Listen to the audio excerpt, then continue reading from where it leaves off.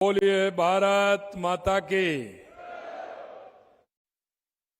भाई ये रामगढ़ की सी आवाज तो नहीं लग रही है। रामगढ़ शेखावाटी की आवाज है क्या ये? दोनों हाथ उठाइए। अरे भाई इस पंजे को रहने दीजिए, ऐसी ने तो गंजा किया है।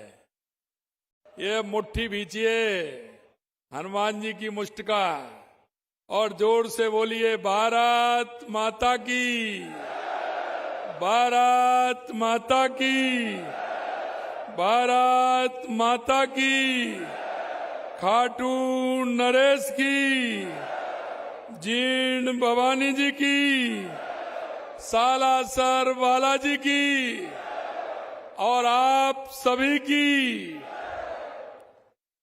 आज के रामगढ़ शेखावाटी सीकर झुंझुनू के विकास कार्यों के शिलान्यास और लोकार्पण समारोह में मंच पर विराजमान कैबिनेट में मेरे साथी, आपके अपने ही नगरीय विकास एवं स्वास्थ्य मंत्री श्रीमान झावर सिंह जी खर्रा साहब, जिन्होंने अभी आपको सुना, जिनको हमारे पार्टी के वरिष्ठ नेता, पूर्व नेता प्रतिपक्ष श्रीमान राजेंद्र सिंह जी राठौर साहब, अध्यक्ष सैनिक कल्याण बोर्ड श्री प्रेम सिंह जी बाजौर साहब, हमारे तौत के विधायक भाई गोवर्धन वर्मा जी, खंडेला के विधायक भाई सुभाष मील जी, चूरू के विधायक भाई हरलाल सारण जी, झुंझुनू के विधायक भाई राजेंद्र भामू जी, हमारे प्रदेश के उपाध्यक्ष मुकेश आदित्य जी, सीकर के जिला अध्यक्ष मनोज बाटड़ जी, हमारे पूर्व सांसद सम्मानीय सुमेधानंद सरस्वती जी, पूर्व सांसद झुंझुनू श्रीमती संतोष अहलावत जी, पूर्व विधायक रतनगढ़ अवनेश महर्षि जी, पूर्व विधायक सीकर रतन जलधारी जी, हमारे किसान मोर्चा के पूर्व प्रदेश अध्यक्ष भाई हरिराम रडवा जी, यहाँ लोकसभा के प्रत्याशी भाई शुभकरण चौधरी जी, विधानसभा फतेहपुर के प्रत्याशी आपके अपने भाई श्रवण चौधरी जी, प्रदेश प्रकोष्ठ के प्रभारी भाई विजेंद्र पूनिया जी, भाई गजानंद कुमावत जी, वासुदेव चावला जी, मंच पर विराजमान सभी नेतागण और सभी शेखावाटी और इस रामगढ़ विधानसभा रोड पास के विधानसभा से आए सभी मेरे पूजा योग बुजुर्गों, नौजवान दोस्तों और मेरी माता बहनों, सबसे पहले तो मैं आप सभी का वंदन करता हूं, अभिनंदन करता हूं, आप सभी को मैं प्रणाम करता हूं।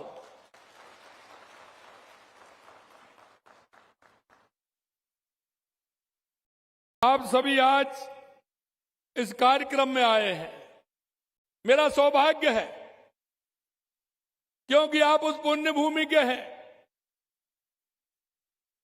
वो पुण्य भूमि है खाटू श्याम जी महाराज की, सालासर हनुमान जी की, जीड़ माता की, और विशेषकर जब मैं देखता हूं यह गौरवशाली भूमि है, यह शेखावाटी की गौरवशाली भूमि है। इन्होंने ऐसे ऐसे, इस मिट्टी ने ऐसे ऐसे लोगों को दिया है, वो देश नहीं दुनिया में उन्होंने परचम फहराने का काम कर रहे हैं। मैं ऐसी मिट्टी को प्रणाम करता हूं, नमन करता हूं और आपको भी नमन करता हूं कि आप सौभाग्यशाली हैं कि आप इस शेखावाटी के गौरवशाली पर आपने जन्म लिया इस भूमि पर, इसलिए आपको भी धन्यवाद करता हूं। यह शौर्य की भूमि है, पराक्रम की भूमि है, गुणों संस्कारों की भूमि है। यहाँ के उद्यमियों ने न केवल प्रदेश में बल्कि देश में, बल्कि विदेशों में भी अपनी उद्यमता का परचम फहराया है। मैं जब भी राजस्थान के बाहर जाता हूं, वहां के बड़े बड़े उद्यमी, जब मैं उनसे पूछता हूं तो 70 और 75% इस शेखावाटी के ही निकलते हैं। शेखावाटियों के उद्यमियों की एक दूसरी खूबी है, वो ये है कि वो समाज सेवा के कार्य में हमेशा अग्रसर रहते हैं। और अभी अभी कह रहे थे कि यहाँ की बावड़ियां, यहाँ की हवेली, यहाँ के कुएं, यहाँ का स्टेडियम बन रहा है। मैं धन्यवाद देना चाहता हूं, उन्होंने जमीन भी दी है और 100 करोड़ भी उसमें लगाए हैं। ऐसे दानवीर भी यहाँ हैं। हमेशा परोपकारिता की भावना आपके अंदर कूट कूट करके भरी है। इस शेखावाटी की एक खूबी ये भी है कि इस मिट्टी में जन्म लेने वालों में मातृभूमि की सेवा करने का जनून भी है, और वो जनून से मातृभूमि की सेवा करते हैं। यही वजह है कि आज भी इस क्षेत्र के लोग बड़ी संख्या में सेना और सशस्त्र बलों में और पूरी निष्ठा और समर्पण के साथ मां भारती की सेवा कर रहे हैं। इस शेखावाटी के लाल, कोई भी ऐसा देश के अंदर युद्ध नहीं होगा जिसमें मेरे शेखावाटी के लालों का उनमें समर्पण नहीं होगा, उनमें त्याग नहीं होगा। शिक्षा के क्षेत्र में भी शेखावाटी की खास पहचान है। यहाँ के लोगों पर मां लक्ष्मी की भी कृपा है, मां दुर्गा की भी कृपा है और मां सरस्वती की भी कृपा है। तीनों देवियों की असीम कृपा है। ऐसे पुरुषार्थी लोगों की ये भूमि है। आज निश्चित रूप से आप सभी के दर्शन का लाभ मुझे मिला है। मेरा मन बहुत ही प्रसन्न है। और मित्रों, मैं कहना चाहता हूं, शेखावाटी के लिए मेरे मन में जो व्रत है, जो भाव है, मैं उसे शब्दों में नहीं कह सकता। मैं सिर्फ इतना कह सकता हूं, शेखावाटी वालों, चिंता करने की जरूरत नहीं है। ये तो अभी ट्रेलर है, आगे फिल्म देखते जाइए। लेकिन इसके साथ साथ मैं आपसे यह भी कहना चाहता हूं, और वो मैं इसलिए कहना चाहता हूं, चाहे सीकर हो, झुंझुनू हो, चूरू हो, यहां के मेरे भोले लोगों के साथ लोगों ने ठगने का काम किया है। ठगने का काम किया है। बड़े बड़े सपने दिखाने के काम उन्होंने किए हैं। 70 साल में सबसे ज्यादा राज कांग्रेस के लोगों का रहा है, और आपने उनको बड़े बनाने में कोई कसर नहीं छोड़ी, चाहे वो केंद्र में हो चाहे राज्य में हो। लेकिन उन्होंने आपके साथ हमेशा ठगी करने का काम किया। मैं आपसे आज कहना चाहता हूं, आपको ऐसे लोगों के साथ, ऐसे लोगों को आपको सबक सिखाना है और उनको बताना है कि ये शेखावाटी की मिट्टी है। आपने पहचाना नहीं, ये वो धरती है जो सोना उगलती है। ये वो मिट्टी है जो एक ऐसी मिट्टी है जो सभी तरह की फौलाद रखती है। लेकिन मैं, मेरे भाइयों, इतना कहना चाहूंगा आपको मैं, कि जब से हमारी सरकार बनी है, हमने संकल्प लिया है पूरे राजस्थान का कि हमें पूरे राजस्थान की जो हमारी धरोहर है, हमें उसको आगे बढ़ाना है। हमने सपना लिया है हमारे राजस्थान को विकसित बनाना है। हमने सपना लिया है हमारे राजस्थान को उत्कृष्ट बनाना है। हमने ये भी कहा है कि राजस्थान के किसी भी कोने में जो आवश्यकता होगी, हमारे गरीब भाई की, मजदूर भाई के, जो उन्होंने सरकार से सपना देखा है, हम उस सपने को भी पूरा करेंगे, पूरा करेंगे। आपने देखा है, कांग्रेस के लोग हमेशा यमुना के पानी का झांसा देते थे। उनका यह सिर्फ यमुना का पानी एक चुनाव जीतने का माध्यम था।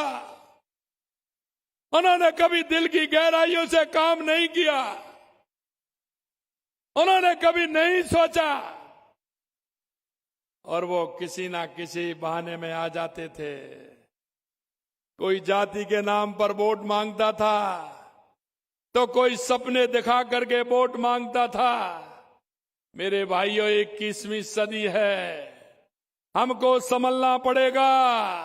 अरे भाई तो वो होता है जो समय पर काम आता है, वो भाई नहीं होता जो समय पर धोखा दे करके अपना काम निकाल ले जाता है, वो भाई नहीं होता।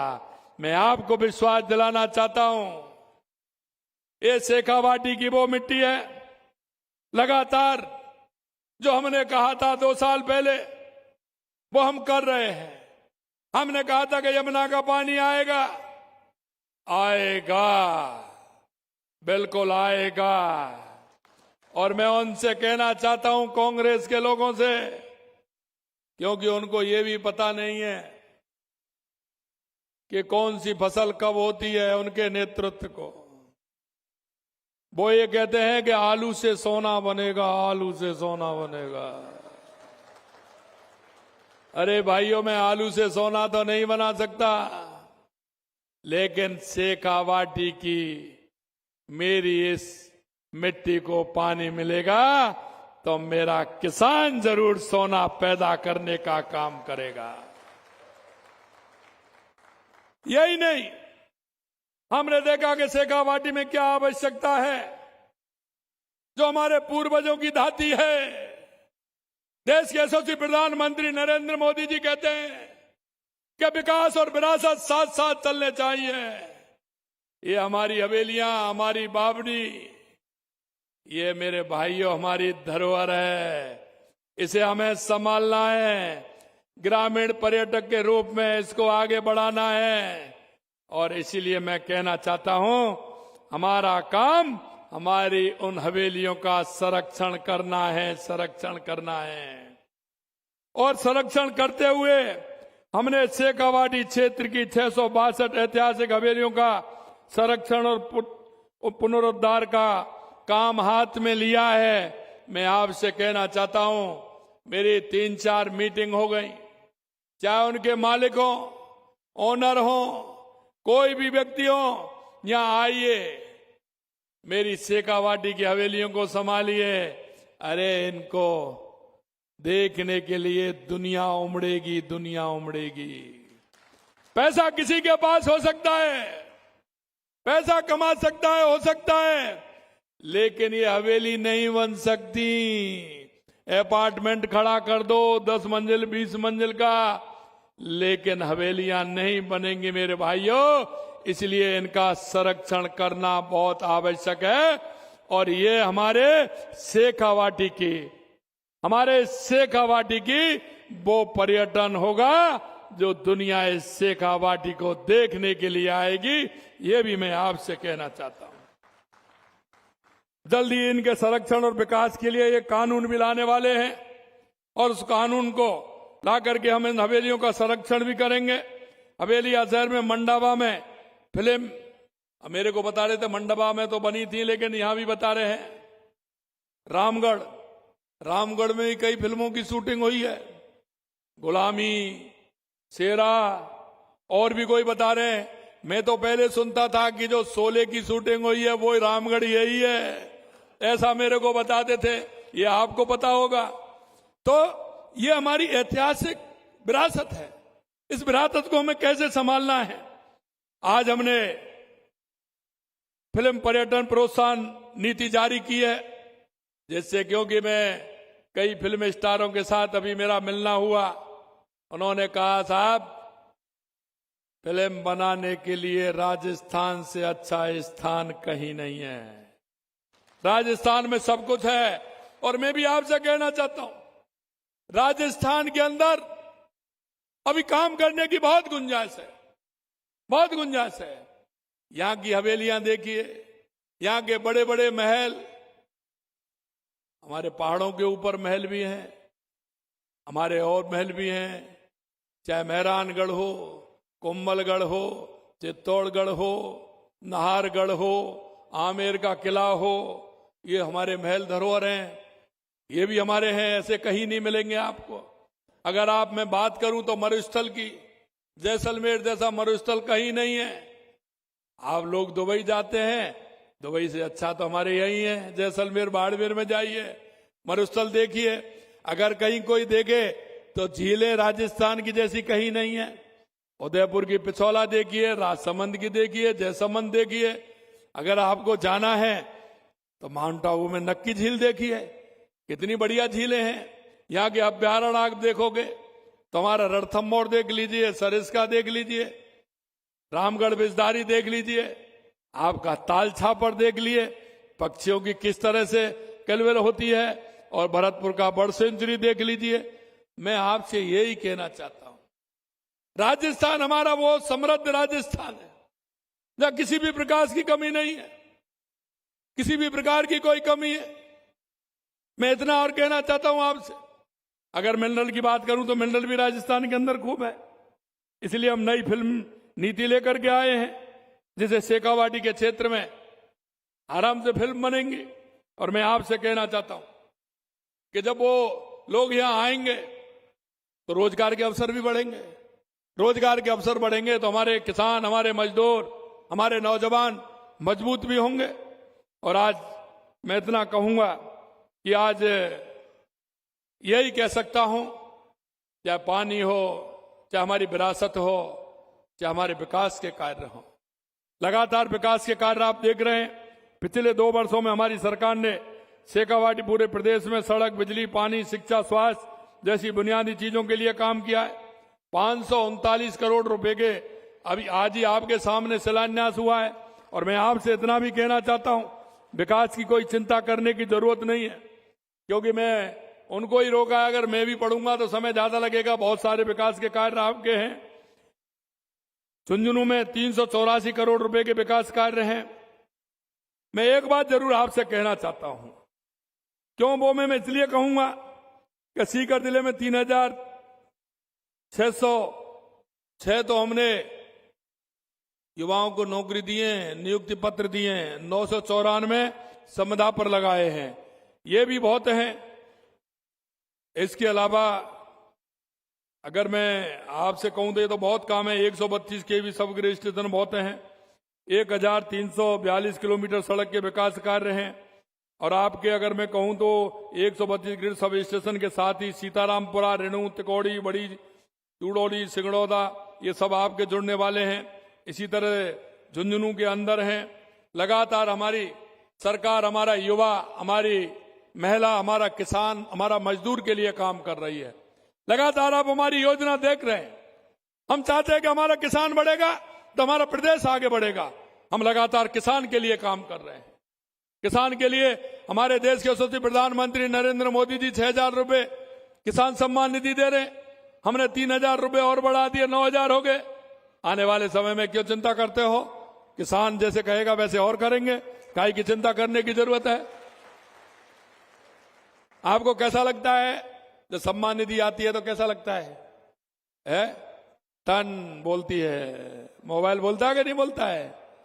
और एक ये भी देखिए, पहले कांग्रेस के लोग तो कटमनी लगा देते थे, कटमनी। हमारे बुजुर्गों की पेंशन को भी खा जाते थे। क्या क्या नहीं खाते थे, उनको जो मिले वो खा जाते थे। भ्रष्टाचार में नंबर 1 है, उनके बाद और है ही क्या है? जो मिला वो खा लिया। अरे मेरे भाई कुछ तो छोड़ो, कुछ मत खाओ, लेकिन उनको जो मिलता है वो खा ले, उनका हजमा बढ़ा है। लेकिन देश के यशस्वी प्रधानमंत्री नरेंद्र मोदी जी ने कहा है, ना खाऊंगा ना खाने दूंगा, हाजमा कितना भी हो, खाया है उसको भी वापस निकाल लूंगा। इसलिए चिंता करने की जरूरत नहीं है मेरे भाइयों बहनों। या आपने एक किसान के बेटे को एक सेवक बनाया है, एक छोटे से गांव से चल करके आया है, जो किसान की तकलीफ को जानता है, मजदूर की तकलीफ को जानता है, उस बहन की तकलीफ को जानता है,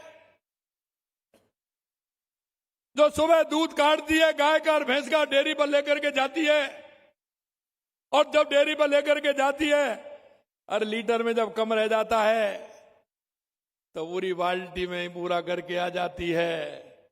घर पर आकर के अपने बच्चों को उसी बाल्टी में पानी डाल करके और उसे सफेद करके अपने लाल को, अपनी बेटी को बहका देती है कि ये दूध है।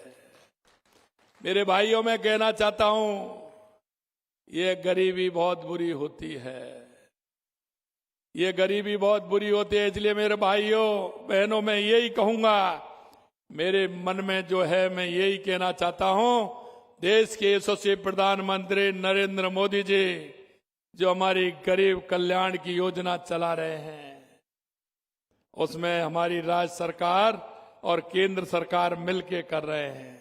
हमने बताया, हमारी माँ, हमारी बहन जब दूध नहीं है घर में, तो हमारे वो नौनिहाल की स्थिति क्या होगी, हमारी पीढ़ी कमजोर हो जाएगी। इसलिए हमने कहा कि आंगनवाड़ी केंद्र पर हमारे नौनिहालों को 7 दिन में 5 दिन दूध देने का काम हमारी सरकार करेगी, जिससे हमारे नौनिहाल, हमारी छोटी पीढ़ी कमजोर नहीं हो। और माता बहनों, में एक बात आपसे भी कहना चाहता हूं, आपसे मैं ये इसलिए कहना चाहता हूं कि हमारी सरकार ने भी 1 लीटर पर 5 रुपए का अनुदान दे रहे हैं आपको। अगर आप 10 लीटर दूध देने जाती हैं डेयरी पर, तो उसमें 50 रुपए सरकार के हैं। आप अपने नौनिहालों को दूध बिना मत रखिए। हम 1 लीटर पर 5 रुपए हर बहन के लिए दे रहे हैं, हर भाई को दे रहे हैं डेयरी के लिए। इसलिए हमें पता है कि क्या क्या परेशानी होती है, हम ये भी जानते हैं। हमको ये भी पता है कि हमारी माता बहनें रात को देर सबसे लेट सोती हैं और सुबह जग करके काम में लग जाती हैं, अपने काम को भी करती हैं और खेती के काम को भी करती हैं और गाय भैंस के काम को भी करती हैं। इसलिए मैं आपसे कहना चाहता हूं, आप राजीविका से जुड़ करके और उस क्लस्टर में जुड़ करके हमारी सरकार के द्वारा जो आपको अनुदान दिया जा रहा है उसका लाभ लें और घर बैठे काम करें। देश के यशस्वी प्रधानमंत्री नरेंद्र मोदी जी ने कहा है कि हमारी बहन लखपति दीदी होनी चाहिए, लखपति, और लखपति हैं, लेकिन राजीविका के माध्यम से अब मिलेनियर दीदी बनने जा रही हैं। ये लगातार हमारी सरकार काम कर रही है। मैं युवाओं से कहना चाहता हूं, हमने युवाओं से वायदा किया था कि आपको चिंता करने की जरूरत नहीं है। युवा भाइयों के दर्द को हम समझते हैं। हमारा गरीब, हमारा किसान किस तरह से पैसे लाता है पड़ोस में किसी भाई से, अब जब सूद पर पैसे लेकर के आता है उसका मन ही जानता है। लेकिन पिता या पुत्री पिताजी को विश्वास दिलाते हैं कि आप चिंता मत करिए, हमको हॉस्टल दिलाइए या हमको मकान दिलाइए, हमको ट्यूशन कराइए। वो जाता है, विश्वास के साथ मेहनत भी करता है, लेकिन जिस तरह से पेपर लीक होते हैं उसका सपना टूट जाता है, सपना टूट जाता है। मैं आपसे यही कहना चाहता हूं, 2 साल के अंदर कोई पेपर लीक हुआ है क्या? 2 साल के अंदर कोई पेपर लीक हुआ बताइए? अरे हम युवाओं के सपने को पूरा कर रहे हैं। 92,000 नियुक्ति पत्र दिए, 20,000 देने वाले हैं, 1,56,000 आपने देखा है प्रक्रियाधीन है, लगातार वैकेंसी और निकाल रहे हैं। आपसे मैं कहना चाहता हूं, मन लगा करके पढ़िए। हमारी सरकार जो हमने वायदा किया है 5 साल में 4 लाख नौकरी देने का, मैं आपको विश्वास दिलाता हूं 4 लाख नौकरी देने का काम हमारी सरकार करेगी।